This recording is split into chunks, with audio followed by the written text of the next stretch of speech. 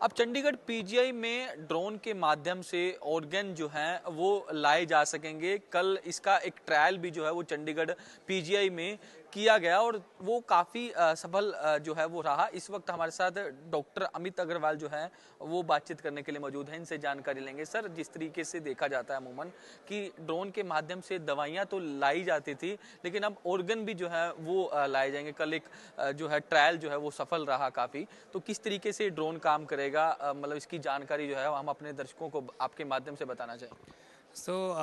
पहले तो मैं ये बताना चाहूँगा कि हम एक इंटरनेशनल सबमिट कर रहे हैं यहाँ पे, international conference. This is a telemedicine society of India की इंटरनेशनल कॉन्फ्रेंस है जो पीजीआई में हो रही है। इसमें हमने जो है वो टेक ईगल कंपनी है उनके साथ में जो है वो पार्टनरशिप करने के लिए, जैसे मिनिस्ट्री ऑफ हेल्थ है उन्होंने भी ऑलरेडी इनके साथ साइंड है एमओयू। एंड एम्स ऋषिकेश ने ऑलरेडी इस पे ट्रायल ऑलरेडी वहाँ मेडिसिन वगैरह ले जा चुके हैं।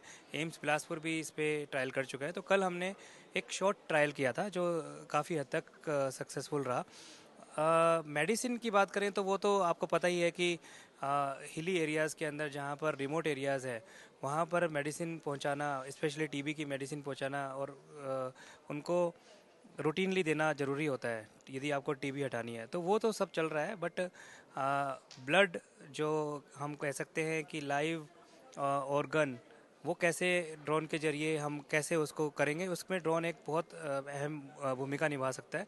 क्योंकि मान लो आपके पास में कोई ऑर्गन आ भी जाएगा एयरपोर्ट एयर के जरिए, बट फ्रॉम एयरपोर्ट से लेकर आप पीजीआई तक उसको लाने में भी जो एक ग्रीन कॉरिडोर बनाना पड़ता है उसमें भी टेक्स टाइम। तो ड्रोन जो है वो 100 किलोमीटर्स 1 से 1.5 घंटे में कवर कर सकता है with a single flight. And 3 से 4 केजी का जो वेट है वो लेके जा सकता है। तो मुझे लगता है कि आगे आने वाले समय में हम जो ऑर्गन ऑर्गन को जो पहुंचाना है ड्रोन के जरिए उसमें हम सफल हो पाएंगे। तो सर, ये जिस तरीके से पहाड़ी क्षेत्र पे ज़्यादा कारगर साबित होगा, क्योंकि हम देखते हैं कि हम अगर उदाहरण लगा लीजिए, हिमाचल का लगा लीजिए, उत्तराखंड का लगा लीजिए, क्योंकि पहाड़ी इलाका है, दुर्गम पहाड़ियाँ हैं, वहाँ पहुँचना काफ़ी मुश्किल हो जाता है। तो उसके लिए काफ़ी सफल जो है वो देखा जा सकता है। हाँ जी, यही है सबसे इम्पोर्टेंट कि जो जैसे सपोज़ आप किन्नौर वाली साइड में आप जाओगे, हिमाचल के पूह वाली साइड में जाओगे तो वो बहुत इंटीरियर है, बहुत ही रिमोट एरियाज़ है और वहाँ पर ड्रोन आराम से जा सकता है। बस वहाँ पर एक टेक्निकल जो लोग हैं, जैसे मैंने बताया जिस कंपनी के साथ हम कर रहे हैं, तो उनके टेक्निकल पर्सनस वहाँ मौजूद होंगे ऑलरेडी एंड वो सब कुछ इसको आसान तरीके से ये सब हो सकता है।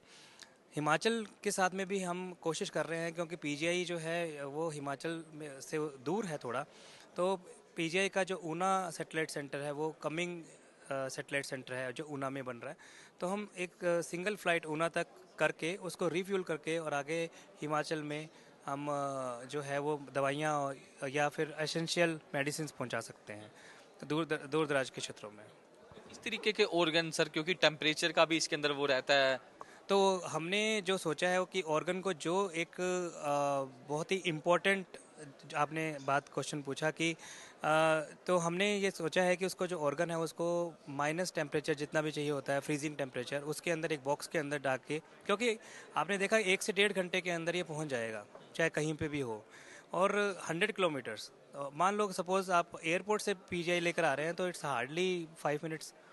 तो इतने में जो है वो फ्रीजिंग का कोई इशू भी नहीं होगा एंड फ्लाइट ऊपर काफ़ी ऊंची उड़ती है तो वैसे ही आपको पता है कि ऊंचाई पे थोड़ा टेम्परेचर बिलो होता है एनवायरनमेंट का।